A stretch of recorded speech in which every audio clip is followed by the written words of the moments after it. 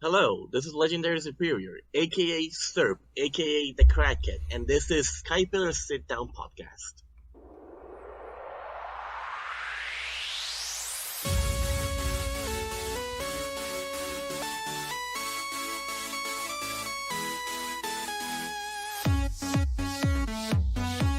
Welcome to the Sky Pillar Sit Down podcast with your hosts, BaLLHaWK, SunSun, and the rest of the Sky Pillar Stadium crew.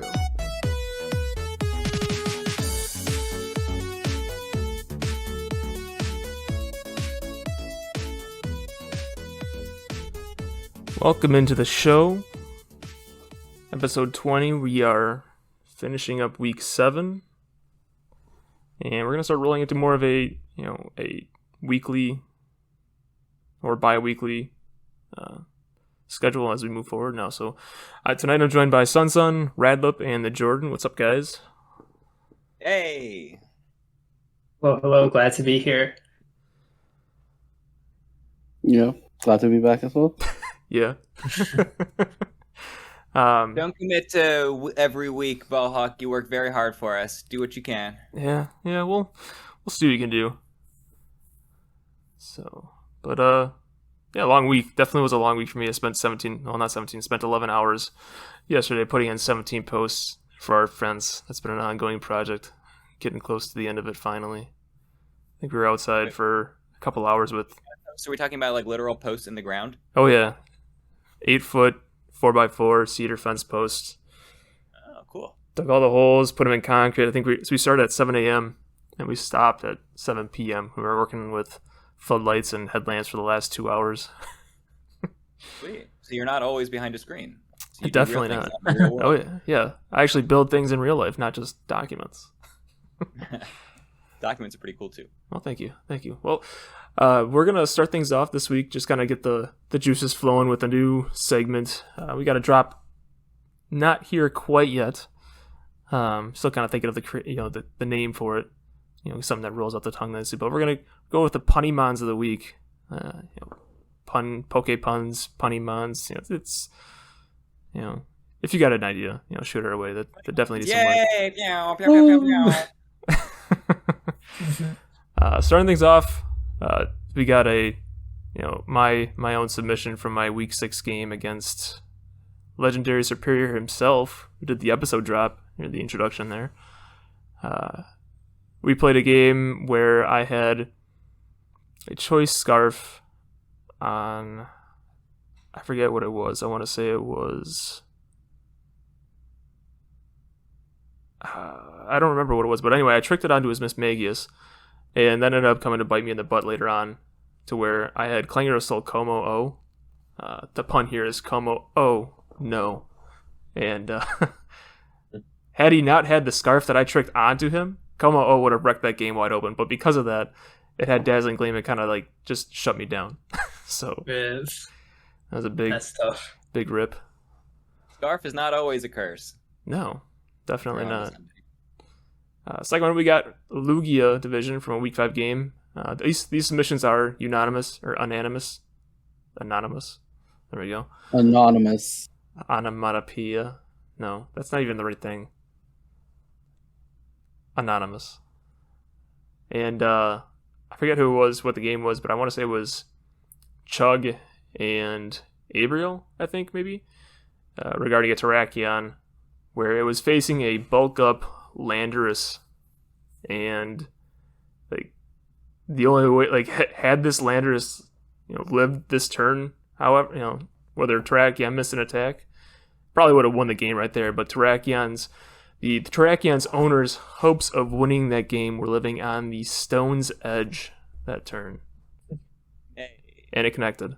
So yay, Terrakion. And our last thing... Believer in Stone Edge. If I got to lose 20% of my games because of it, I'm okay with that. Yes. Good ass move. And our last pun... Sometimes you just want to rock slide, I guess Rock Slide's the standard in VGC, but it is the hacks move. Come on. You're going to miss. You're going to get flinches. It's just, sometimes I just want to hit something really hard. It's definitely a philosophical thing. I feel like the same thing can be said for like anywhere where you have a choice between Focus Blast or any other like weaker fighting move, or Hurricane and Air Slash. Hydro Pump and Surf, you know? Yeah. Sometimes you just want the extra power boost to just get the KO. Yep. It's all about how you're feeling. Yep. Yeah. Go big or go home.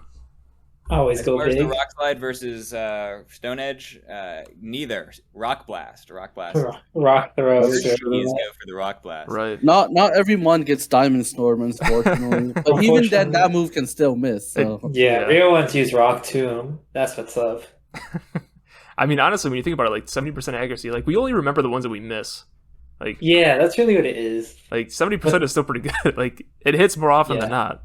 It just hurts more when you miss. That's all. That's true. That's why Hurricane on Torn T, that's a fear factor. You know, you're never clicking it, and your opponent like knows. Yeah. But they have to be scared of it. So that's the ultimate decoy. It's more like it's there, so you gotta respect it. Like you bring it in on a grass type, you're clicking U-turn, but they're still scared out because they're still gonna die 70% of the times. Now watch, we're gonna create a whole like mindset shift, and nobody's gonna respect it now. It's true though. Like.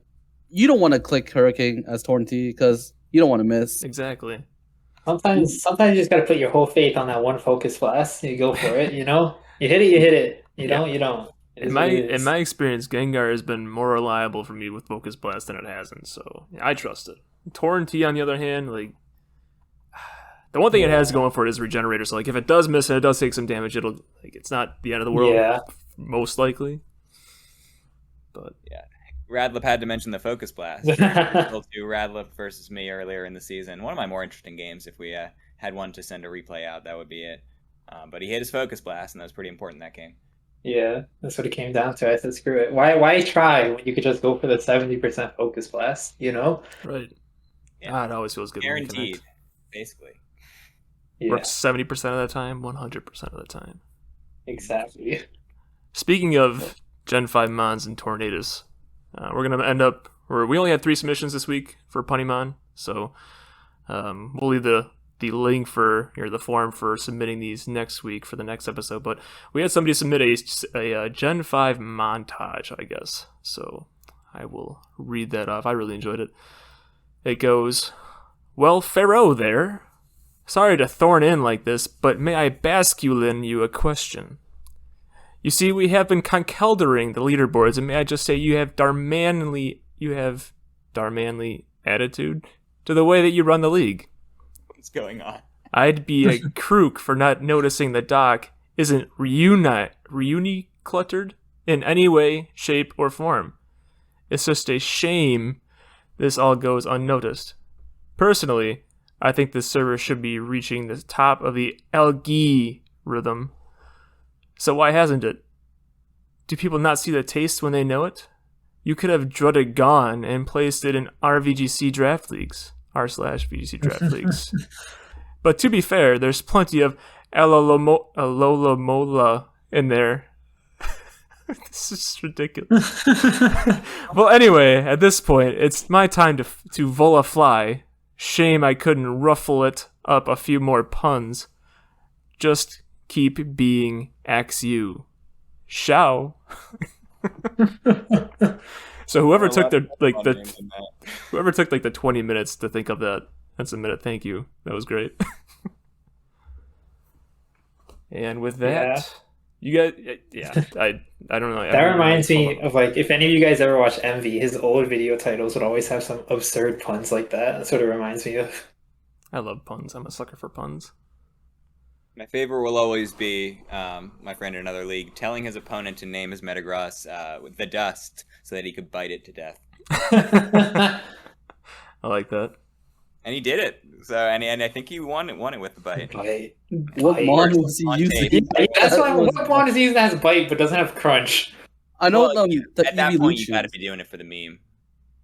All right, okay. I know the evolutions, they don't actually get crunch. True. So when I ran my Flareon before for a Blacephalon, I had to run bite because that's the only coverage I could get. Because I'm not running anything. I'm not running fire moves, and the only physical attack that's doing damage is bite. Bite. How much was it doing? Do you remember the count? Well, it's good damage because Blacephalon is very. Right. And you don't have the guts boost, so. Oh, right. I mean, Well, I was defensive because I wanted to take the hit. But yeah, if I was Guts, then I would definitely Oko it. gotta have more guts. You could at least, like, some of the weaker evolutions, you could at least Dynamax them last year if you're in VGC, and, like, turn Dig into Max Quake, and turn Iron Tail into Max Steel Spike, and turn Bite into, like, at least a reasonably strong move. But, like, without that, they're just so unfortunate in VGC. They're just like, why did you have the most awkward moves of all time? Mm-hmm. Their coverage options are just so limited. Like, Jolteon was so reliant on hidden power on, like, Signal Beam. Especially now with Regieleki, it's just like better Jolteon. Yeah. It's like it took the one thing that give the evolution something. Yeah, like Regieleki took like the two things that Jolteon does and just did it, like just heightened them. I don't know. Let's move into the news. Can Regieleki use Pin Missile? No. Yeah, right. Exactly. Well, let's move into the news and notes. Not much there, but let's do it anyway. News and notes from around the league. We had a few drops this past couple weeks. Geek Yogurt had a drop due to in real life circumstances. I wish him the best of luck. Bagel John returns to the Sky Pillar Stadium, replacing him in the Lugia division. We had 2 drops in the Togekiss BGC division. We have WoX taking over for Loaf of Godly Bread, and AC taking over for Panda. That's Panda with 2 A's at the end. Oh, this is also the second AC now in VGC. It's VGC. At first I was like, wait. It's just super confusing too, because now there's just 2 of them. Like, what are you going to do? Well, I mean, it is VGC, so it's kind of fitting, 2 versus 2, right? Yeah. Oh, yeah, punts are over. Anyway, rosters are also now locked for the rest of the season. The playoffs are nearing. Trade deadline is come and gone. We have 2 weeks left in the regular season. And as we get into the weekly recap here, we'll take a look at the playoff pictures and see how things are shaking out. Anything else that you guys remember from this past couple weeks that you think needs to be mentioned? News or noteworthy? VGC scene, it's been picking up. I've been really excited about some of the games recently. Yeah, they're all which games are you looking forward to the most? Yeah, you got to root for it when you're in the midst of your worst season ever. You got to find something to root for. Oh, for sure, definitely. Any games that stick out to you that you're looking forward to? Well, looking forward to. I'll have to look at the next schedule, but Angel versus Plant, was really good, and basically all of Piranha Plant's games have been really good because he just uses interesting mons in really effective ways. Oh, for sure. And he leaves surprises for games 3. I really dig how he's been playing, so it taught me some things. Yeah, he's been good. Been a good addition. Yeah. Next week, I think me and Sean's going to be interesting because we're both like in the top of our standings, and we were like number 1 and number 2 in the power rankings at the start, like chosen by everyone pretty much. That'll be a fun match. For Sean's team, I think your team's great as well, but that though. I think it was just like at the end of the power rankings, like me and Sean's team are pretty much like either first or second on everyone's list. You mean power ranking chosen by you? By just like when I know you made a PR video for myself, yeah. Well, I mean, just like everyone really kind of made their own tier list for fun, and most of the time it was me and Sean's at the top. Right. It's not like the top and bottom. I think were like very similar, consistent. Yeah. Well, let's start. Actually, you know what? Let's go reverse order. Well, sort of reverse order. Let's start off with VGC this week for the recap, and then we'll go. Once we're done with that, we'll go up to Lugia and work our way down to Zapdos. Sound fair? Yeah. All right. Pause their podcast now and check out the replay in the description. All right. Let's see here. I don't have we got to get a recap drop too now. Well, anyway, let's take a look at. Do you want to start with Togekiss or Talonflame first? You guys are in both. Who do we have on the Togekiss side? I don't know if I've actually seen it yet. Let's just start with Talonflame. Let's go that way. Take a look at Talonflame. You guys can pull up the doc if you want there. Otherwise, I can share my screen. Yes, please. All right.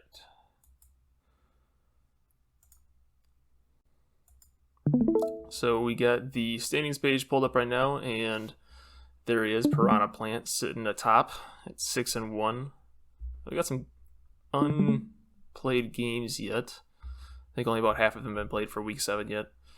But all of Angel's games are like straight midnight, like usually very late. Yeah, it's so bad if he won this week very late. Played Angel at 10:30 p.m. I wasn't thrilled about it.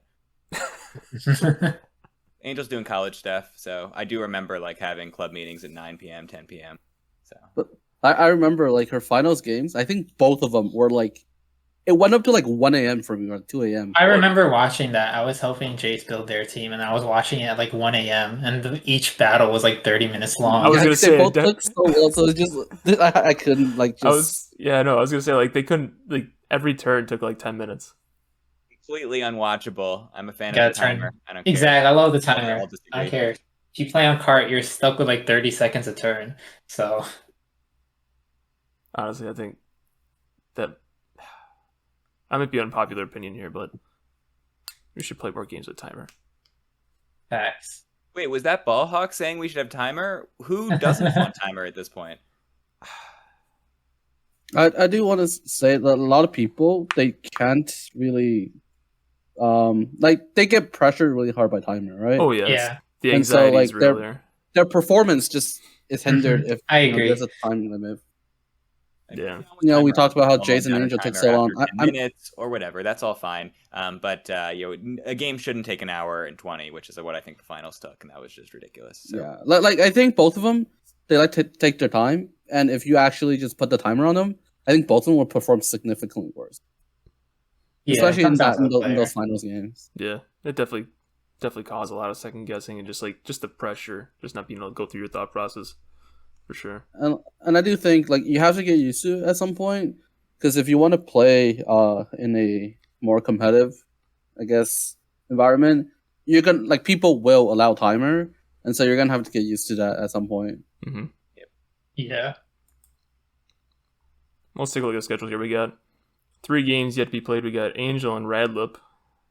Yeah, that's actually going to be a good game. Soon? Yeah, soon. That's After gonna be a fun game. we're recording this soon. at 9 o'clock p.m. Eastern right now, so they're playing this game probably like 2 hours from now, most likely. It's scheduled for some time after 10 p.m. Eastern. Yeah. That's the schedule.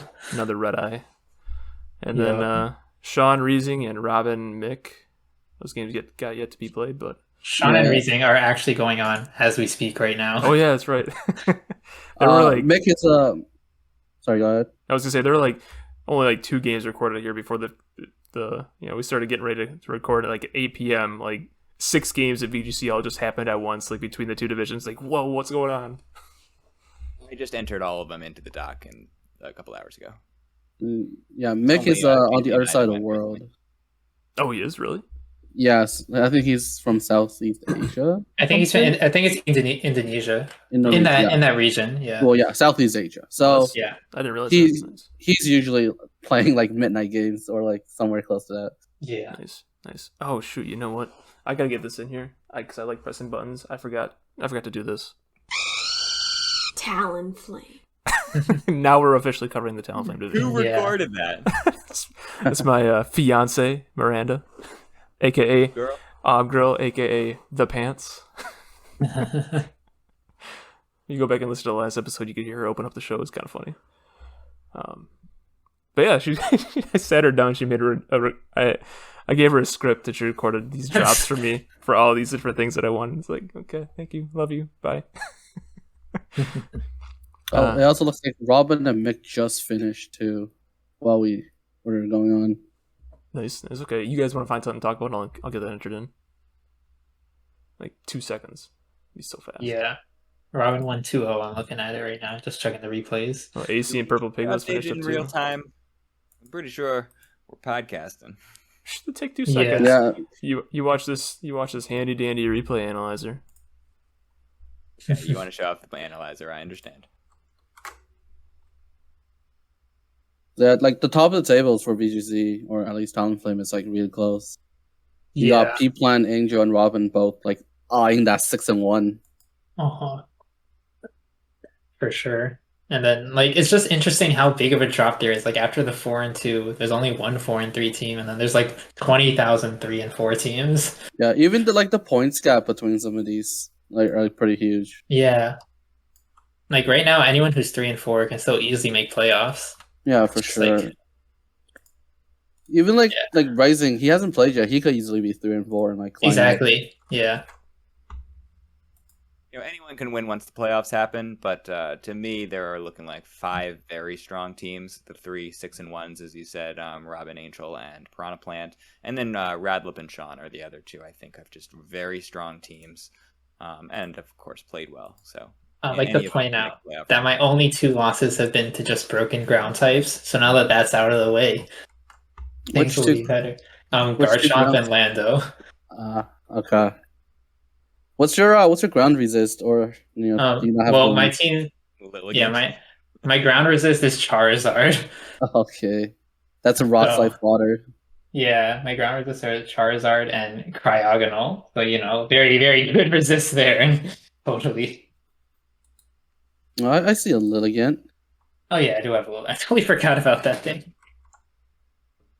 But yeah, you probably won't bring that often if you don't have Torkoal. I do have a Torkoal, but still. Well, yeah, you have to bring it with the Torkoal. Yeah. The main thing that ground types are so good just because I have the Regieleki for 18 points. For sure. If literally a Twig with Sleep Powder can win you a game. So unfortunately, I did have to prep against Lilligant. Sleep Powder is a broken move. Sleep is a broken mechanic. Yeah, especially in VGC when there's no sleep clause. Yeah, and then you just, I guess, like you can not freeze. You can prevent Sleep Powder and Spore if you have goggles. Goggles, yeah. But even then, you're forcing an item specifically to block. And then if they don't even bring it, or they just don't click Sleep Powder on it, then it's just kind of useless. Yeah, or they could just use it on like a different Mon. Exactly, because you have 2 Mons out. Once you find out which one's the goggles Mon. Yeah. Yeah, against Venusaur, I ran, Guts for the Flame Orb, and then I ran Goggles, and then I ran Lum. Flame Orb I is was smart. very, very concerned. Again, that is the other league. Oh, yeah. Whenever I face a Venu Coal team, I always bring 1 Goggles, 1 Lumberry. Gotta get prepped. Because you're always just scared, because the possibility of it showing up can just lose you the game instantly. Exactly, unless you got a Tapu Koko or something, Or Feeny, yeah. Yeah, but even then, they're weak to poison. Yeah, so they can't deal with it. Yeah, they can't really touch Venu, but they can at least set up the terrain. Wow, BaLLHaWK, how do you update that so fast? That's so lightning quick. You just have to bring them in, get a terrain up, and then just dip instantly. Yep. Exactly. Well, okay, so you want to take a look at the standings for MVP real quick? Anything stand out to you? Well, we see that Robin has overtaken Piranha Plant. Yeah. Yeah. Just the lightning fast replay entry. Man. Yeah. I think it's just down to basically tiebreakers, since they even have the same amount of points, so... Yep. Set ratio, KD ratio.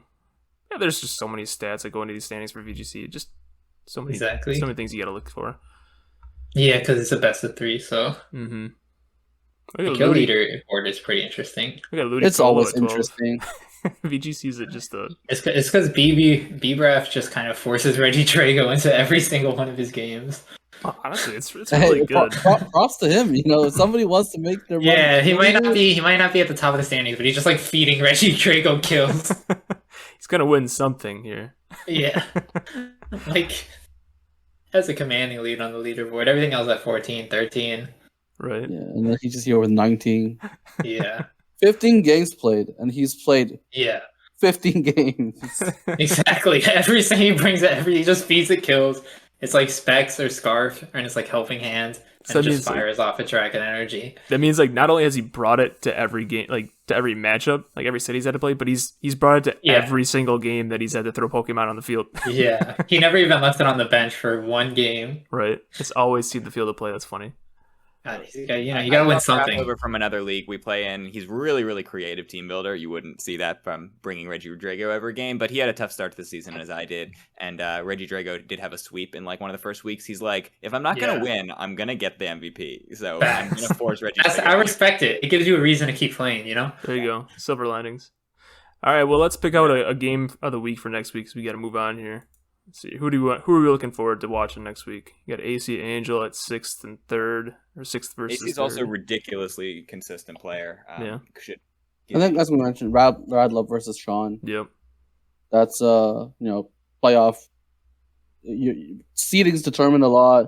Yeah. A loss there could also put them potentially out of playoffs later Yeah. on. As well. Potentially, if we keep on losing. High stakes game. Also, on the other side of that coin, you got Limuro and Piranha Plant too. Like Piranha Plant's been very consistent towards the top. Limuro was one of the top players from last season, so that could be that could shake up standings a lot. Yeah, even on the bottom like standings, we have like Mimic and Lichu.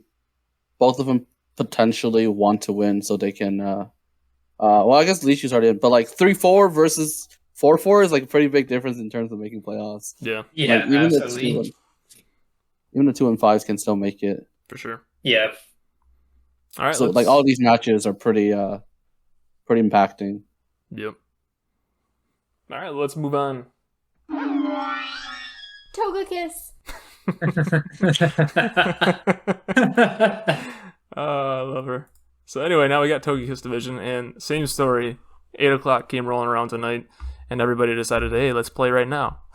And Sounds like a good plan. Yeah, I remember getting like 20,000 pings. I was like, Yeah. oh my god. it's ridiculous. But anyway, actually, we only have one game that has to be played yet in here. The other AC, playing Purple Piglets. That actually, I think that played as we were starting the episode here, just hasn't been entered. I'm not gonna pull the lightning fast replay this time. We'll just move on. This looks like there's some dock errors in the standings. Yeah. right? Yeah, it looks like it. Some of the games aren't actually showing up as results there. Maybe it's just a coding error, but Yeah, Yeah, not a big. yeah. That'll get I fixed. think the records are all still correct though, right? yeah. I think it's just something That's with, what with the matters. win-loss indicators, it looks like. Yeah. But look at Seismitoad repping number 1 spot there. It's not even on a rain team, by the way. It isn't? It's not. I remember looking at it early in the season and I was like, oh, this must be a great rain team. And I went to look, there's no rain. Every mon's got rain dance. It's got Psychic Spam, and Seismitoad is the kill leader, and then it even has Dragapult. See, you don't need to bring rain when you can force your own rain, Right. like manual rain. Exactly. Exactly. And if this was a different series, you can just force Max Geyser on the Exactly. I remember seeing it a few weeks ago. Even a few weeks ago, Seismitoad was still on top. I was like, wow, this got to be a great rain team. I go to look at the team. There's not a single other water type in sight. Yeah. Pretty cool. Good on you, Coil Builder. And we got Landorus at number 2, Urshifu Rapid Strike 3. Then you get Mudstail at number 4 is another odd one to see in a non-D-Max or G-Max meta. Yeah, Some very people just interesting. can't break, stamina body press. That's true. Yeah. If you don't bring the Body special press. coverage, you're in trouble. Especially you giving a Soul Vest. True. It Yeah, just kind of racks up the defense. because you just sit there and nothing can really do much. Now, when you look at the other side of the standings sheet, you see Fist and HGC 1 and 2, and it just like kind of makes you think, like, is this actually VGC here? I've really enjoyed the Yeah. creativity. Seeing like Sub Roost Zapdos, which I think is a classic single set, but like Yeah. seeing it work Yeah. into VGC has been pretty cool. And then yes, I generally like the vibe and the creativity that the singles players brought over to VGC have brought. Yeah. Yeah, because like a lot of times, some of the standard sets in singles just aren't utilized in doubles, Mm-hmm. and so when you have to be creative in like your doubles games, Mhm. these sets just come up over and over Yeah. again. One thing I've noticed trending in VGC, at least when there was no Dynamax, was protective pads or Shifu, which is pretty interesting to see in VGC. Right. Yeah, Even though like that item brought is so pads standard. just against the Urshifu. Yeah. You can do that. Sorry, what'd you say, Jordan? Well, no, I mean just last week, Braff brought pads to beat the Urshifu, the other Urshifu. Wait. He had brought pads for something. Why did he bring pads? Probably a Zapdos or something. Oh, right. So he put pads on his Urshifu so that he could Surging Strikes the Zapdos without fear of paralysis. Static. Static. Yeah. Yeah. Yeah, it's just cool to see. Yep. Mm-hmm. Let's I started playing random battles like a month ago because I was just like, how do I get into Oh, I singles? love Ranbats. So like I took a little bit of inspiration from Ranbats, like Pheromosa you can run as a Focus Sash lead, and that's how I had been using it. But the Ranbat set was like Expert Belt, and I'm like, hey, how about you just protect the Pheromosa, and then you can have it KO everything. Right. And That's pretty that cool. was pretty crucial to me winning one of my games was extra damage on Pheromosa. Yeah. All right, boosting items on Amon was like sky high offenses. You can never go wrong with that. Right. Yeah, like literally every week I've played, I put a magnet on my Regilucky. I would love doing that damage, you know? Definitely. I used to believe that like more consistently winning games meant like more defensive play, and I still tend to play that way. But Electric helped teach me that the most consistent way to win is if they can't even move. The best way to win is simply to win. The Just- best way to win is to knock out all their Pokemon. Yeah, that's typically what I try to do when I Right. play. Yeah. You got to make sure you get rid of their health, but keep some health for yourself. You know. That's Exactly. I think that's the best strategy. If you're new to Pokemon, you're trying to get into it, just like try to not have your mons die. just win. Yeah. Really eye-opening stuff here. Mm-hmm. Anyway, Yeah, I got I'm rooting some. for Peter. 'Cause- I'm rooting for Peter just because he started 0-4 and now he's 3-4, so he's bringing it back. I was gonna say kind of along those same lines. A little redemption for me. Choomie, who was 0-3 last time we recorded, he's now 3-4. Even though Oh yeah, the win-loss Yeah, indicator doesn't. I'm back. Yeah, and I think He is a played- singles player, so he wasn't too familiar with the Right. format. set right? of finest groove. And he played. I want to say he played the set this week that he played against Sly. Didn't go his way, unfortunately. But some of the stuff I'll touch on it a little bit when we get to the heat of the week. But Sly brought some pretty cool stuff. You know, Cool. the unsung hero is something that you wouldn't necessarily expect unless you realize it's VGC. But who are we looking forward to seeing next week in week 8? I think there's two really obvious choices here. Actually, 3. I think the first one is just HGC against Purple Piglets. Mm-hmm. Yeah, You got 2 and 3 facing off. You got Fist and Duke. You got 1-4, and then you also have Coil Builder and Sly 7-6. Some pretty compelling guys there. those three. I mean, they're all really close in the standings, so they're definitely going to be like Yeah. tight matches. And then you got like lower coaches who are fighting for that playoff spot. Choomie and Nair. Pigless is the one with the 3 legendary dogs in Rillaboom. Oh, yeah. Yep. The dog squad. I also know I think AC and Cobra Poison, they know each other, so that could be like a rivalry That thing. could be a nice would entertaining be match. fun. Great. So I ran a team with Rillaboom and Entei, or a draft squad, and I really liked it, found it, like, so this was with Dynamax. I'm like, I need a little bit more juice from these guys. It was a little bit defensive. I'm like, this would be so good without Dynamax. And so that's what Purple Piglets has brought together, and he's really brought together a great team. They're all bulky, they're all have good move pools, and because of without Dynamax, they're not going to get randomly blown up by stuff. Right. So then I think let's hop over to singles now, shall we? Let's go Yeah. with Lugia. and taking a look here at the Lugia standings as they load up for me. We've got Abriel up top, still undefeated, plus 20 differential. Wow. Slaying it. And looks like I'm going to have to get on red. Slacking with these dock updates. Unless everybody's just slacking on playing these games. He's just a slack off week, I guess. I guess. Okay, yeah, Blitz and Witchin is the only one that's been played that hasn't been updated. So we got some extensions coming this week, it looks like. But taking a look at the standings here, we got OP Jellicent climbing his way back after he started off strong with the first week and then kind of took a bit of a detour there, and he's bringing it back. Palkia's kind of fallen back down to earth. Bagel John taking over for Geek Yogurt. Interesting to see how that shakes out. And he inherits the MVP, the current MVP in Mega Gallade. I've never even seen that design because, no Megas in VGC, and it's just like, it's got a cape. That's pretty sick. Yeah, it's really cool. It's got a dual disc too. You see Yeah, that? it's got the dual disc. It's throwing you the Shadow Realm. Its nickname is actually Yu-Gi-Oh! Nice. Great. Really sick. I dig it. So no real standouts here, or anything that doesn't look like it belongs. Actually, seeing Dragapult as far down at 14th is a little bit eye-opening. Come on, Palkia. It's still a good Mon. It is. Yeah. And it just depends on how you use it on your team, right? Yeah. Sometimes it's just a pivot mon to I get in the agree. other threats. Or just like, it just like commands respect, you gotta like... Kind of like the Hurricane we talked about at the top of Yeah. the show. So that's why like I feel like sometimes when you have a really strong mon, it's really more like it's just impactful on your opponent's building more than anything, really. You guys ever watch Haikyuu? What's that? Heard of Haikyuu? It's a volleyball anime.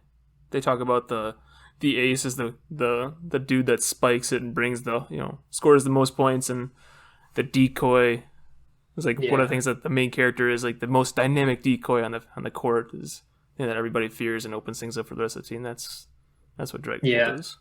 Like I remember I played a singles league when Magirna was single. I had Magirna, but it had like no kills, but it would always just like volt switch and just make my opponents respect it because it's a Magirna. Not if you was wrong. If you don't have a maybe I was it didn't have 0 kills, but a lot of the games it would kind of just like be in there, be fat, and just like force my opponents to play around it. Like even AV Magirna, you can't like what are you clicking to kill it, right? Because a lot of times, it's like bulk is just so immense that you can't really deal with it properly, and the typing is like godsend. And as soon as you get the kill, it just snowballs in your face. Exactly. Well, let's take a look at the schedule for next week. Standings aren't necessarily totally reflective of what the rankings are going to be next week, but we see SunSun. The door's closing, buddy. It's all right. It's all right. Fashionably late to the party that is playoffs. Maybe not. 6th versus 7th place could be interesting as well. Yeah, boot, diet tight. That'll be a good one. Let's see here. We got Bagel John starting off against Luffy. I like that one. That's some good narrative there. The first game he plays coming back is Kyle, so that's gonna be a big one. And then his team's super whack too. Like I don't know what he's gonna do. Let's take a look at what the changes he's got. It's rain hail with like random other ones. Dual weather with Mega Gallade. He trained in Spectrier. Como. He's got a lot of like just super threatening mons. He's got Drinkovich and Arctazult. He's got rank hail cores. That's scary. And then he's got the Emolga and now that Emolga is the only thing that keeps him from losing to electric types. It is. Broken Emolga, the 0-0 MVP. It'll be funny. It'll be interesting to see what he does. I'm expecting some pretty heat stuff. Wow. Just like looking at it, it's funny to see how Gallade just has literally all the kills for the team. The previous owner of this team, GeekYogurt, like Mega Gallade is his baby. Like, yeah. He feeds it. I think that does it for week 8 or for Lugia. Sorry. Let's head on down to Moltres and take a look at these standings as they load up for me. They load up for me. You did it. Yeah, we're good. Had to find it. Okay. Divania still undefeated. Plus 23. Wow. Good grief, dude. That is crazy. It's just kind of unfair the way he's, the path that he's taken. Like, somebody should just take that Kartana from him. Yeah, the Kartana stats are like crazy. It's 16-1. Yeah. Like you watch. Jesus. So go watch like the last like 3 games that he's played. I know it's exactly or specifically this week 7 game and the game that he played against me. That Kartana has gotten hella lucky, and then it just snowballs. And it's only come to 4 games, so it's averaging 4 kills a game. Yeah, like as soon as he gets that first kill, it's just good game at that point. Because the you way get the beast boost. It's just so. Yeah, Kartana demands so much prep that if you aren't ready. It is just such a good Scarfer. It's making me want to drive Kartana next time. It's also like it's speed tier like 109. It's slower than the 110s, but it's somehow 100. Yeah, it somehow goes just above the 108s. That's like Inferno, Terrakion, like those kind of guys. Right. Yeah, exactly. It just barely creeps those important. And then like you beat the 100s as well. That's like really big. And people forget too, like it's a tiny thing, like a tiny Pokemon so stat wise. So tiny. But its defense stat is actually really good. It's the same as Ferrothorns. Yeah, just like don't let it touch a special attack, and you'll be good. Yeah, it's gonna get to a kill by any Scalds. That's for sure. Yeah, it'll die. Yeah, it'll die to Scald, like almost. Yep. And then even defensively, it's really good at checking mons like I don't know, like Weavile. Dracovish. Yeah. Weavile can't really low kick it because it's like So super it weighs nothing. It weighs like half a pound or It's a piece something. of paper. It's literally a piece of paper. And like the Rocky Helmet synthesis, like it gets leaf seed too, I think, right? Like it can be a defensive pivot if you need your it to be. Ferrothorn. It can Not be your pivot, but grass steel Ferrothorn. Like if it had a better stab, like it'd be really strong because Smart Strike is awful. Yeah, and just like grass steel coverage is also just kind of pretty bad. Yeah, Like it's that's easy why to wall. you run like knockoff. You're Yeah. forced to run knockoff. Basically knockoff. Sacred Sword. And Sacred Sword. Yeah. That's the only issues with it. But like other than that, Yep. they got to give this thing double Iron Bash. That's what it needs. Oh my god, no. Shout out to Golurk here. Alphonse repping at number 10. Definitely not a humble brag. Toxicity 2 spots Coco below was it. 14-1 too. Like Yeah. Tylenol's not letting that Coco die, No. which is super one death. impressive. It is. Yep. Same could be said for the Deoxys speed. Deal speed is always going to be a threatening mon because so many different sets, 180 speed. Mhm. Yeah. For sure. Miss Magus at 15. Miss Definitely Magus. not a result of the game that I played against Legendary Serp. Did it get every kill? It got once I had the Como oh no moment and tricked it the scarf. It pretty much at the end of the game got the last 4 kills, I think. Just because everything was chipped down enough. He hazard stacked me and I didn't bring defog. Rip. So Yeah. Swept by Scarf Miss Magius. Broken. Yeah, that's scary. Anyway, taking a look at the standings again here. Keith Sheldon took over. I believe it was week 5. The team was winless, and he basically came in you've got to win every game in order to have a chance at playoffs. And he's been Bringing it back. Yeah, he's trying. He's climbing. We got Jazzy, Pokedex Holder Orange. Hacks RNG can only take you so far. Pokedex Holder Orange. This dude, I gotta play him. I gotta play him next week. And the hacks that I don't know what it is about him. He gets so ungodly lucky. Did he have hacks to win week 1? Is that what happened? He probably did. I'm sure there's been a ton of hacks one way or another in every one of his games. But definitely not looking forward to playing him next week. It's always a pain. Having hacks on your side is always a blessing. That's a superpower. You ever watch what is it? The second no, it was the first one.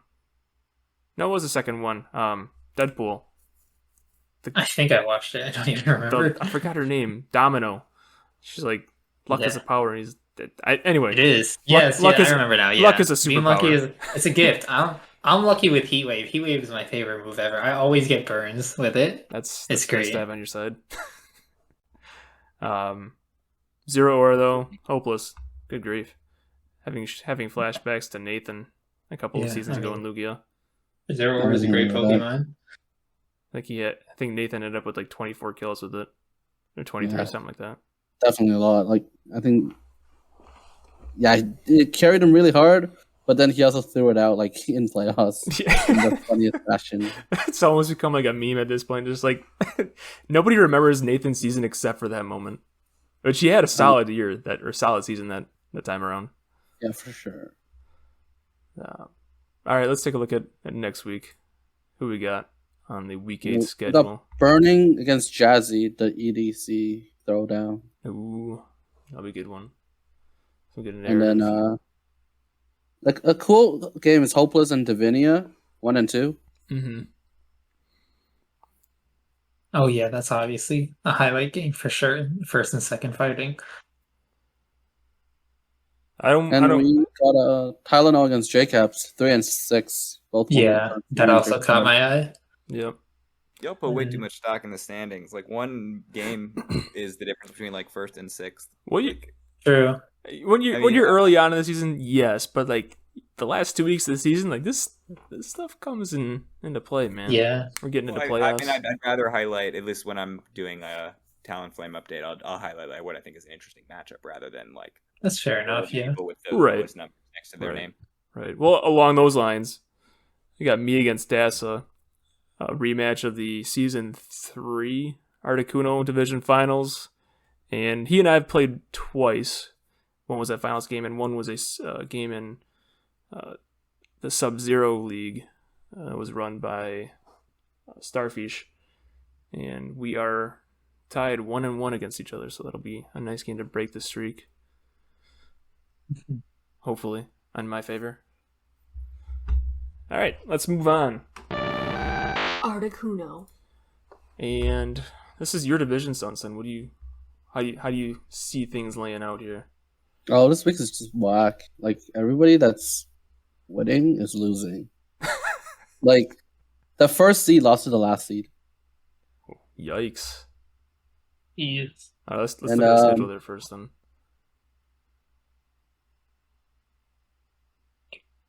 Yeah, if you look, LC, the 16th seed, beat Flap, who is first right now. Parody. And then you got, like, K Savage was third, lost to Sub-Zero, who's climbed to 6th. Astraeus pulling out a win as well, being the 15th seed. Go Astraeus. And then, yeah, a lot of people losing games to lower seeds, which is making the standings a lot more interesting for sure. Definitely. Yeah, Dragon Bolt. I'm sorry. Flap's Dragapult finally died, so that's a good thing. Oh, it just happened. It was didn't die yet until this week. Nice. Yeah, because he was undefeated until this week, and then he finally, once the Dragapult goes down, everything just falls. Oh, ZK from VGC last season moved over to singles. Glad he's doing. Yeah, he's well. I believe he originated in singles. Am I right? I believe. No, I think he's always been the VGC player. Was he? Okay. But he's got a Mega Gallade, so apparently that's a win button, right? Yeah. He's been putting in work with that Mega Gallade. So how does Mega Gallade work in singles? Does it have Swords Dance? Yeah, just click SC and just kill things. Yeah, pretty much. Yeah. Like anything that resists it is still gonna. It gets Shadow Sneak. 165 attack. That's like crazy strong, especially when you SD up. And yeah, you have Sneak as well if you want to kill faster mons. Close combat, Zenhepa, triple Axle, those kind of coverage moves. Goes a Fire Punch, Thunder Punch, or all the punches. Maybe it does. Maybe does it get fire? Yeah, I think it does get all the elemental punches. Probably. It gets knockoff too, so like bulky psychics getting walled out well. Yeah, and like Inner Focus is a good ability. That's like I don't care about Intimidate or anything like that. Can't get flinched as well. You can't counter it with Bite to flinch. Yep. Of course, yeah, that's the big. Yeah, I mean that's what I'm always scared of is gotta watch out for those bites. Did you know that among Mons without Mew or Clef in their name, Gallade has the largest move pool in all of Pokemon? Does it really? Yes. So the only exceptions being Clefairy, Clefable, Mew, Mewtwo. I see. What about Smeargle? Huh? Well, Smeargle learns one move actually. True. That's a cool fact. Did not know that. Gallade is super sick. Now, if you just fix its physical defense stat, then it's great, and that's what I imagine Mega Gallade does, is make it a little bit beefier. Actually, not really. It's still a glass cannon. I mean, on the physical side, it's got good special defense.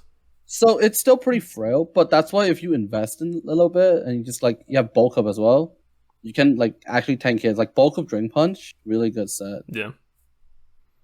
Little known fact to the Wish teleport set is viable. Ish. Maybe. Really? It's not viable at all. my guy's running my max Fizz Def Gallade. I'm gonna backtrack that statement. Don't do that.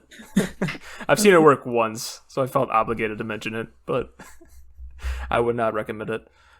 Good job to JK getting 2 things in the top 10. We got Rillaboom and Landorus pulling their weight, both tied with 9 kills. The only difference being that Rillaboom was brought to less games and has died 2 fewer times. Dude, JK, those are the only 2 mons on his team that he has not traded out. I'm pretty sure everything else has just gone through a hoop. Yeah. Of trades. This entire division, they just like making trades.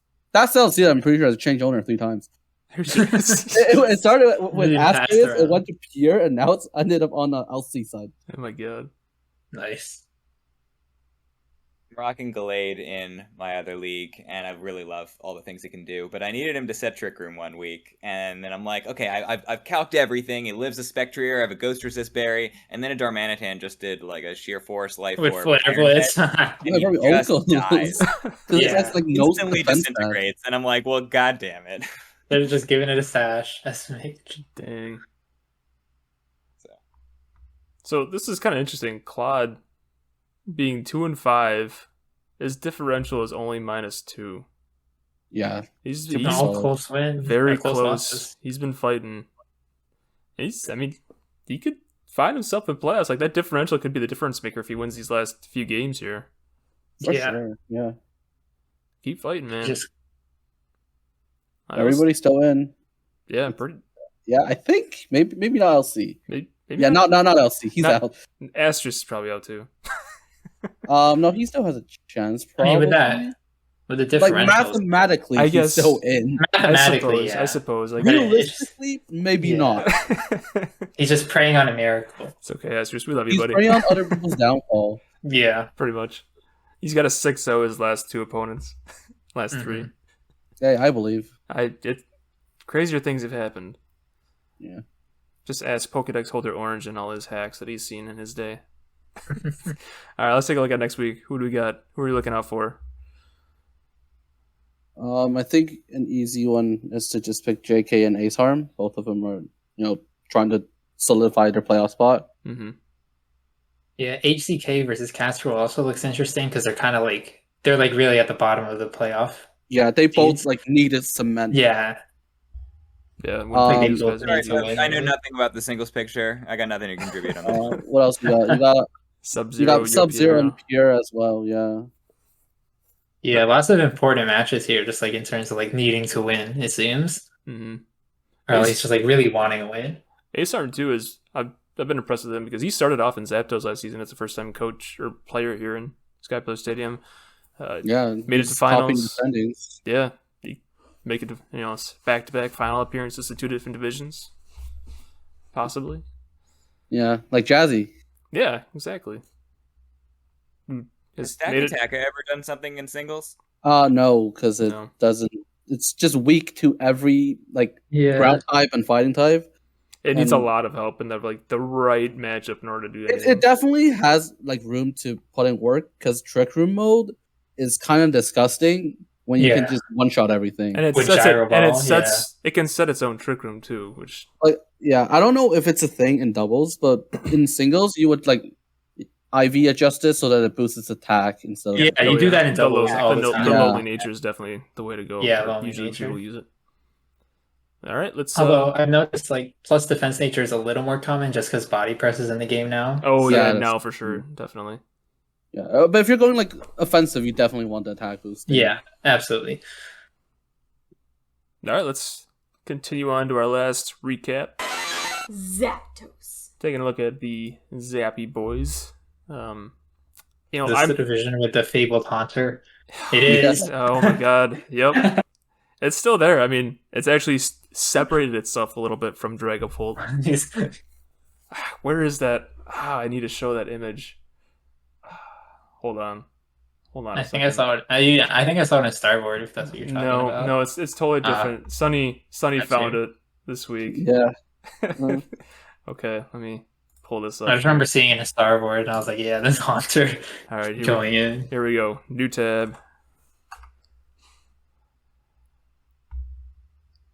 They're actually talking about the Zapdos Division Haunter right here.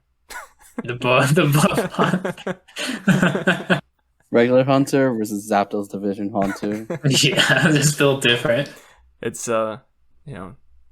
very, very startling how accurate that is. I got really Haunter. digging having Haunter. I ran with Scarf. It was pretty fun. With Life Orb.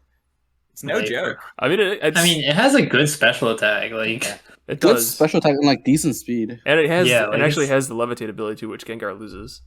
So, yeah. It's the perfect cover for my stack because it's immune to fighting and immune to ground. Perfect. Yeah. Just don't let it take hits. Yeah. Yeah, pretty much. It's just a revenge, cleaner. And that's exactly what Beige has done to continue to an undefeated plus 23 differential record. Yeah. Like right behind him, look at all these 5-2 coaches who are just fiending. Yeah. Yeah, this Not even a really 6-1. close. Wow. Really close. There could potentially be 5-2 coaches. Yeah, almost everyone is still in the playoff picture, it seems. Yeah. Yeah, except for like the bottom. It's like the bottom three. The bottom three, yeah. They've been paving the way for all those 5-2 coaches. Like, yeah, there's a lot of 3-win teams, which are interesting. Yep. You got Gengar looking up at its looking like what happened. Like, wish you could go back. The superior maybe that one person in DPP that traded you the Haunter without evolving it to Gengar, they knew it was up. Right. That's what it was. Yeah, she's coming back, dude. Yeah, she's coming back. She knows what's up. She knows it's all about the Haunter. Mindy, what's her name or something? Yeah. Darmanitan and Galar. It's good to see. Like, I think I feel it's almost like a meme. Like, people like it's so like one dimensional. People always know how to like defend or prep. Yeah, for but even then, Galar. it's still gonna fucking kill you. Yeah, it still gets its kills, especially in lower divisions where people aren't as familiar with how to deal with it. Right. It can definitely just sweep teams or like catch people off guard. For sure. Or if you're running Zen mode, you could like also catch someone off guard with that. Yeah, because people over prep for the regular form. And then you just click sub, and then the other guy's like, "Oh shit, what do I do now?" Like as soon as you get the sub off successfully, just like it's pretty much game over at that point. Yeah, that's always satisfying. Well, let's take a look at next week, as we have one game left to be played at week 7. Let's see who's Beige playing next week. Yum Bishop. That'll be a good game. Yeah, first against third. Yum Bishop has been second, right behind Beige. Like the entire way through this season. They've both been very consistent. Like the top 3 have been very consistent between Beige, Wombat, and Bishop. Mm-hmm. Yeah. Very impressive. Aku going up against Lin, trying to secure that playoff spot. Likely going to have to win the last 2 weeks to secure the playoff. That is also fun because Lin is also, I believe, 3 wins, so they're also fighting for a win here. Battle of desperation. Mm-hmm. For sure. ALU and Chandy. Yeah, this is fun. Kind of looking at some of these matchups now as we come down to the final stretch here. Playoff picture starts to take shape. Well, something else to know is that this division, like the kill leaders, they don't have that many kills. Right. Number 1 being 10 for 7 weeks. That's actually quite low. It is for us, high ranking teams. I mean, it kind of tells you that people they're at least being diverse in the way that they're winning. Like they're not like falling into the same pattern each week, which, I mean, on one hand is pretty good, actually. Keep your opponents. It's very dependent on the situation and the player. That's fair. Well, that'll do it for the recaps. Let's see here. Let's take a look at the show description here. What's the next? Oh, we got Sky Pillar Spice. Sky Pillar Spice. Heat of the week. And we are going to take a look at week 6 first, since we didn't get to cover that one at all last time. We're not gonna show these replays. We're gonna link them in the description below. We're gonna point them out to you. So if you guys want to check them out, feel free to do so. But starting off in week 6, we had Boot against Palkia. I don't know if you guys got a chance to watch this one, but Boot's Azumarill. It was a leftovers sap sipper ability with Rest, Sleep Talk, Toxic, and Whirlpool. Ooh, and it just completely shut down Palkia's Mega Charizard Y. And between Whirlpool and just not letting the Wheezing Galar switch out, it whittled Wheezing Galar down enough so that it could be taken out or revenge killed by something else. And then it kind of just pressured Dragloak because anytime it came in, it couldn't really do anything to it. So that Azumarill pretty much single-handedly won the game for Boot. Yeah, like Boot basically had the perfect team against Zard Y because he's got like the 3 months that can take every hit. He's got D-Knight, Sap Sipper Azu, and Incineroar. Yeah, that's crazy. It's like great switch-ins there. And then moving to the Whirlpool is very, very gross. I picked up War Turtle in the other league in part because like the thing is tanky as hell, and I wanted to toxic stall things, and then I learned that it's not VGC legal, like because everything nothing's VGC legal. Yeah, they removed Toxic from like everyone. Yeah, but War Turtle's still great. Nah, props to the turtle. Yeah. And Azumarill is very sick. I feel like that's been an underrated mon in VGC for the past year, but people are finally recognizing that thing just. It fills so many roles. It aqua jets your Colossal. That's the role it fills. Oh, you definitely don't want to run. Definitely don't want to run huge power in that. Yeah, case. yeah, definitely. I mean, it's got 3 great abilities like Sap Sipper, Huge Power, and Thick Fat. Thick Fat. Yep. You don't usually use Thick Fat because you don't need it. Already resists. Yeah, unless you're against like Freeze, right? That's it. Right. Yeah. The Cure matchup is where the only thing where you really use it, but I mean, Azumarill just like being like the one water type that does not fear Rillaboom at all whatsoever is pretty cool. Huge Power, it's got the equivalent of like 135, 140 attack. It's like stronger than Metagross. It's ridiculous. Yeah. Water Fairy is very bulky, so it can really afford to invest in its offenses with that too as well. So it just kind of compounds it. Like I've used Azu in low tier, where Huge Power is banned, and I think it's like a really solid defensive mon. Because if you look at the defenses, it's like 100 each in like defense. So like it can take hits, and it's like HP stat is like really big. Or it's Perish Song too if you want to trap things. Exactly. Well, no, it's 180, 80. Yeah, that's still pretty good, especially with investment. Yeah, and leftovers. And Water Fairy is a pretty good defensive typing. Yeah, you're just fucking toxic every time. That's your way of killing things. Yeah, with only 2 weaknesses. Yeah. Well, if you run Sap Sipper, if you run only 2. Right. Yeah. And then moving on to Moltres, we had 2 that I thought were noteworthy in Moltres. We had first we had Rom with his Xurkitree when he played up against Kachurin. Unfortunately, Rom wasn't able to pull off the W with this set, but it definitely made things interesting. And there was an unfortunate poison that happened where had that not happened, the Xurkitree would have just won. He bought the Blunder Policy with Thunder and Dazzling Gleam, and he popped off the Thunder. I think it was on Corviknight or at least some type of electric weak Pokemon. It missed, popped the Blunder Policy, and then it just started racking up kills from there.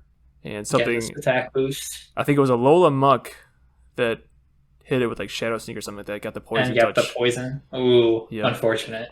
Had that not happened, I think Rob would have won that one. So that was pretty cool to see. You don't see Blunder Policy very often.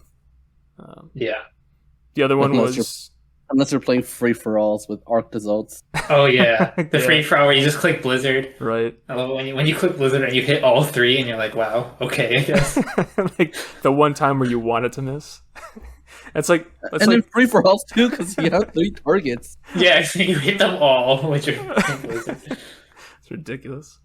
We also had Tylenol the God with his Dragonite, which I thought was kind of cool. The one time the hacks did not come to save Pokedex Ultra Orange.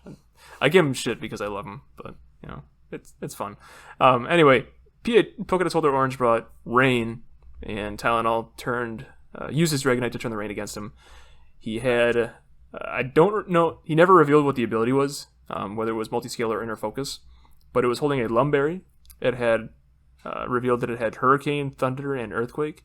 But the way that he played with his Dragonite was very smart because he didn't reveal he had Thunder until the very end of the game, where it was like you're getting towards that that awkward middle stage of the game where you're trying to preserve your Pelipper. Right. He was trying, PHO was trying to preserve his Pelipper. He was roosting and trying to, keep his health up against the Dragonite and trying to position himself. Well, he pulled off the Thunder on the last turn of Rain, where he was likely going to U-turn out or something like that, and just completely changed the dynamic of the game from there. Yeah, that's great. That is a great way to play. So those will be linked below. In Articuno, we had Cats versus Aceharm. Cats had Leaf Storm, and Idon, the other move that he had, he had Serperior with Leaf Storm, contrary. Mm-hmm. Usually the moves that I think of are like you run Dragon Pulse with that or something like that, or Null Gens, you run Hidden Power, but it has Tri Attack as well, which is something that I didn't know, which doesn't seem that bad, honestly. That's Nature Power, actually. Was it? Oh. Yep. That's also cool. Which turns into Tri Attack. Right, because that's reliant on terrain, right? Yeah, so Nature Power changes its move based on terrain. Alright, that's cool, yeah. So, if you have electric terrain, it's Thunderbolt. If you have misty terrain, it's Moonblast. Moonblast, yeah. Okay. And then you got... I don't even know what... It's Energy Ball for grassy terrain, and then for... Psychic terrain. I'm assuming it's like I was just gonna say it's psychic. What do you? I've it's never like, seen it used in psychic terrain or Yeah. grassy terrain. Yeah. Like, but we'll just say it's psychic. I think what I think Game Freak needs to do, like, they need to bring back Natural Gift.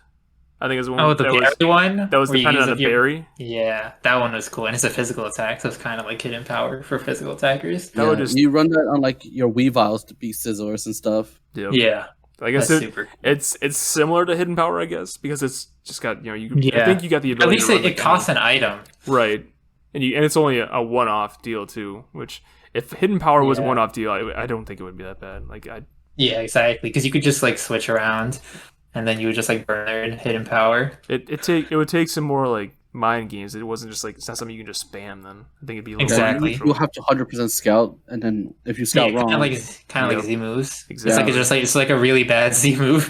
Yeah, very situational. Like that thing would be created like specifically for draft or catered specifically Yeah. for that. Pretty much. So I wish they'd bring that back, but that was cool to see the tri attack. But the other thing was that Aceharm actually brought a offensive choice scarfed Moltres to counter that Serperior, which had he not brought that, the team that he had would have just straight up lost to that Serperior. So that was kind of cool. You don't see either of those things very often anymore. Like I guess the Serperior is more common, but the Moltres with the scarf is definitely something that you don't see. well, something I want to know is just that there was a G-Weezing. Oh.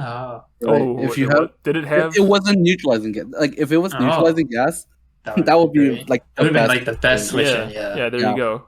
Because not only does it resist, then you need to get your contrary up. So Maybe they needed to check something else specifically. yeah, maybe levitate was needed. But like they still won, so Right. It Yeah. worked. It worked. Yeah. they ran pressure Moltres, so it's basically better. Yeah, pressure most. Yeah, Just because you only limit it get further. Right. so many leaf storms. And then in Zapdos, we had Chandy show off some low tier Pokemon as they rode them all the way to victory. They had a Dragon Dance Drakloak that came in and got two kills, and then a Swords Dance type Null finished the opposing team off. And I believe they had Dragapult too. No, they didn't have Dragapult, but they had some pretty, heavy hitting Pokemon Sounds as like well. fun. Yeah, sounds fun. So it was kind of cool to watch. And then the only noteworthy VGC game that I'm aware of, you guys might be able to point something else out to me, but Angel vs. Piranha Plant from last week. I think that was the big one. They brought a lot of fun sets. It was- That's how I'll put it. Yeah. It was very interesting to say the least. Like there was a lot of stuff that just like, what am I watching? But it was working. It was cool. It was borderline. Hurricane Talonflame and then a Solar Beam power. It was borderline meme-esque. Yeah. So that's week 6. Players are memeing to the same degree. Right. Yeah. Right. They both just brought Baton Pass with stats. Somehow both of them decided that was the optimal play. They're the home And claws then- baton and pass then, Purloin into physical course- Tapu Fini. The very standard special Conkeldurr with Helping Hand. Focus Blast. It fired off a Focus Blast too. It didn't hit, unfortunately, but Pretty sure it was a meme game, I want to say. it But, definitely seemed like it. Yeah. Then week 7 I we think had. Oh, go ahead. I'm going to assume they're just hiding their real sets for playoffs if they ever face each other. Possibly. Yeah. In week 7 we the had. introduction of the pace channel in the VGC that people are giving their pace. I don't understand why people feel like they're saving information by not giving away their pace. Like honestly, There is a little bit of. stuff every single week regardless. I'm never gonna you're never gonna know what I'm gonna bring. So I want to just show you so we can talk about it. It's a little bit of. There's a little bit of gamesmanship there because there are some things where it's like, teams match up differently, especially if it's something that you can probably guesstimate they're going to be in playoffs. Like there's some ways if you check things a certain way, like if they know about it, if they're even aware of it, like heading into playoffs, like it could be game changing. Like I understand where you're coming from because I usually share a lot of my stuff too, but it's there's some importance to it, I guess. If I share Sometimes all my pace, then you got to respect all my options. And the main thing is just be varied. bring different stuff every week, and there's no way to really account for everything. There is that. Well, sometimes you bring a set that never showed up, and so you want to kind of keep that for the next time that you play, or like keep that for somebody else. Minor that like in a friendly league like this, if you're just not sharing information that people like to talk about for an incredibly right, like it's more casual. Yeah, if you're more competitive, need that extra bit of help to win, then fine. But sometimes I'll hide my EVs, but that's it, really. Even then, I don't always. Saw the words you put in your EV spread. I don't want you to see all my nicknames. Like it's definitely a philosophical thing. Like that's both sides. Seeing how somebody prep can definitely affect your prep as well. Mm-hmm. So it's like a good way to learn. Yep, especially if you see patterns in the way in the things that they're bringing each week. You can definitely kind of hone in. Just don't follow patterns. Easy. Easy. Just win. Week 7, we had a little bit. I think people, from what I saw, weren't bringing too much heat in Week 7. They're just, wash, rinse, repeat for the most part. But Week 7 in Lugia, I thought it was cool because Week 1 we saw ring target used unsuccessfully, but it was just, the idea of it was kind of cool and I wanted to highlight it, but we didn't. This week, though, I think it didn't necessarily win the game for Geek before he, unfortunately had to drop the league, but the way he set it up, I thought it was super cool. He brought Trick Zoroark that was holding the ring target, and he brought it in so that, with Zoroark, you have to select the order in which you submit your team into the game, so that way when Zoroark hits the field, it's disguised as the last Pokemon in your party. He set it up so that Serperior was the last Pokemon in his party, so when he brought Zoroark in, naturally Abriel brought his Blissey out. That's when he went for the trick ring target, got it on there successfully, and then later on, it opened the door for Serperior to just kind of win and not have to worry about Blissey being able to check it. Unfortunately, things didn't necessarily roll that way, but the fact that he set that up successfully as an option was pretty cool. Now, something I want to bring up is that there are Serperior sets you can run that could be the Blissey, or at least Abriel's Blissey. And I feel like it probably would be more optimal if you just ran a Zoroark that could just kill like a physical Zoroark. Maybe Zoroark. Or like a nasty plot Zoroark that just clicks Focus Blast, because it still thinks you're a Serperior. It's gonna click like a Shadow Ball right. on you, or a T-Wave, and you just hit it with a +2 Focus Blast or something. Right. That's cool though. I mean, Zoroark's a cool Pokemon, especially your ones run double kick Serperior as their Blissey counter. I mean, maybe. Zoroark's just a cool Pokemon. I can't wait for Legends Arceus to come out. Yeah, the new Zoroark form is going to be very interesting. Very cool. Does anybody else see the gym leader from Sword and Shield, the punk rock dude, whenever, like, Marnie's family member, whenever they look at that thing? Yeah. Pierce. Does anybody else see Pierce when they see the new Zoroark? I like the hair is very similar. Because, like, that was the one thing that's sort of like, oh my god, dude, if that thing was ever, like, if that dude ever took Pokemon form, that's it.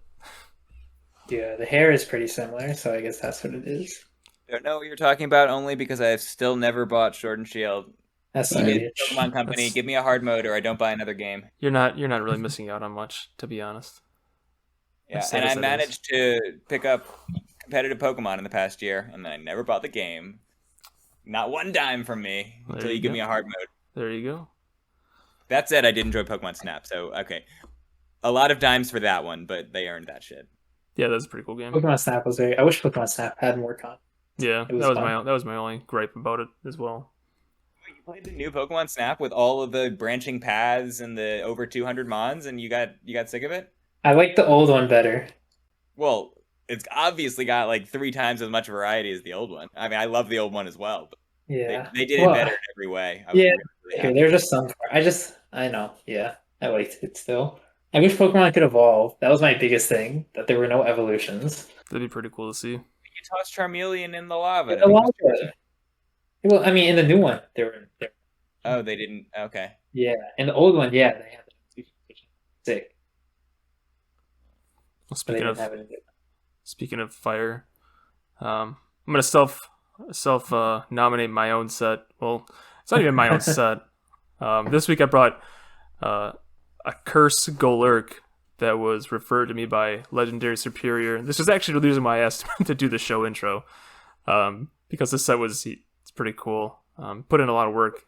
The curse Golurk pretty much neutered J-Caps' Mega Sableye to the point where it couldn't switch in safely without risking just dying to any kind of attack. Put the curse on it, and a couple Earthquakes away, or after that, he took the Golurk with his Mega Sableye, but it got it down to 12 HP, so at the end of the game, it didn't do anything.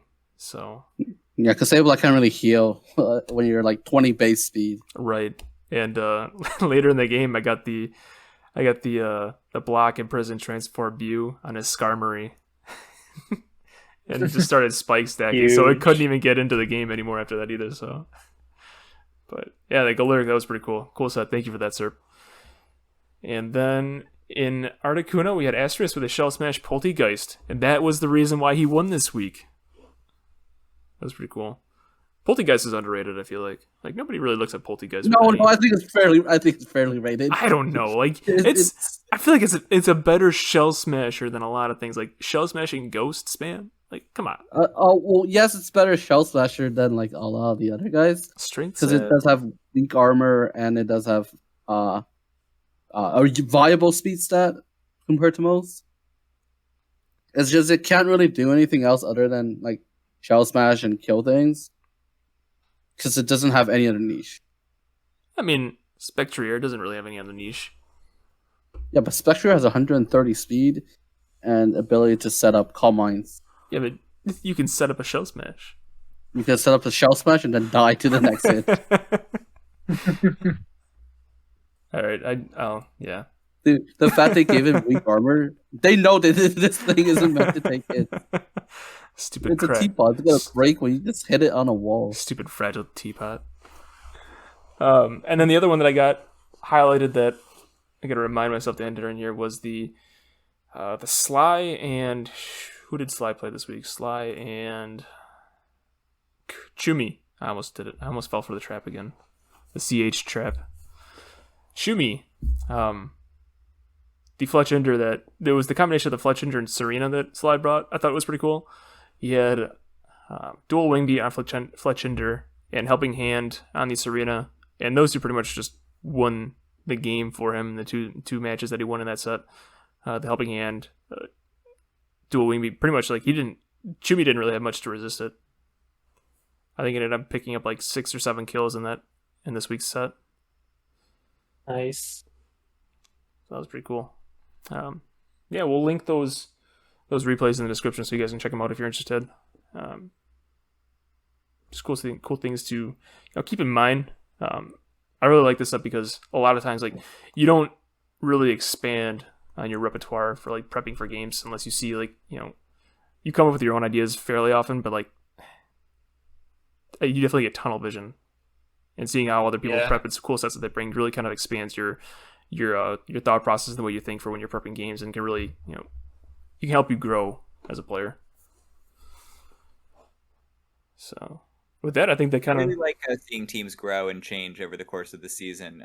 Talonflame has had a huge number of transactions. Like the majority of players have used the majority of their transactions, which is really good, right? Because you don't just pick 6 mons and never change them if you're building a ladder team. You tweak things, and so a lot of these transactions have made the teams better. And so also, like, you learn from other players and how they're using their mons. You also learn from just your own games and how mons work better. And so watching those teams evolve is one of the more fun parts of Draft League.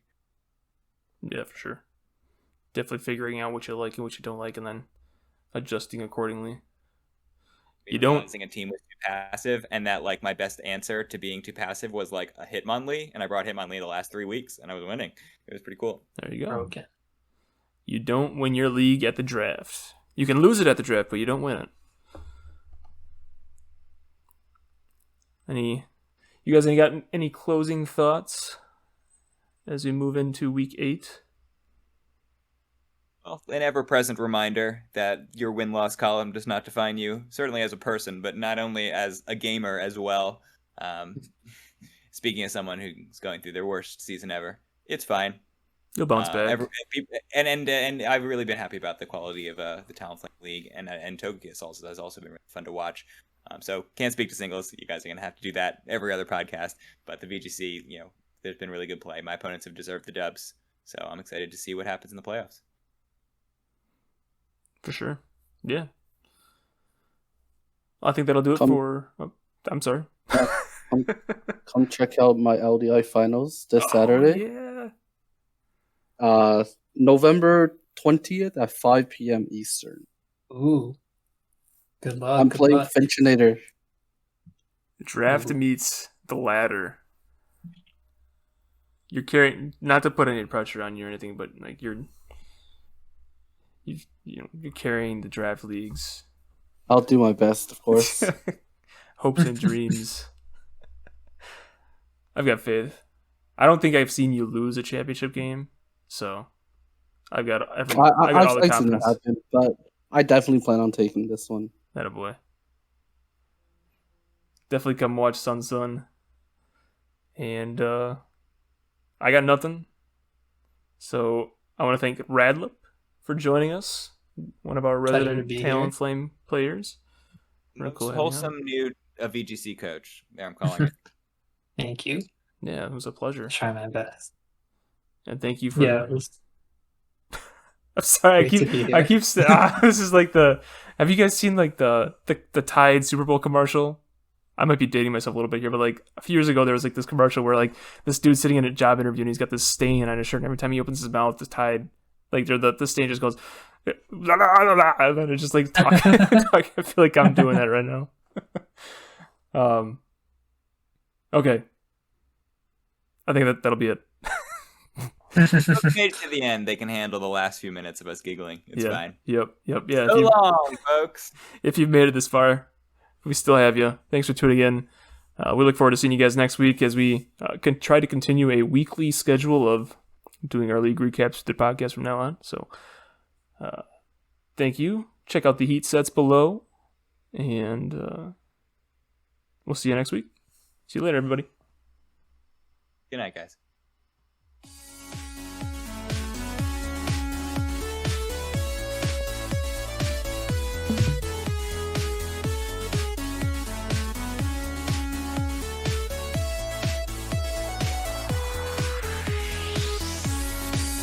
Thank you for listening to another episode of the Sky Pillar Sit-Down podcast. To join our Pokemon Draft League community, enter the Sky Pillar Stadium at discord.gg/skypillar.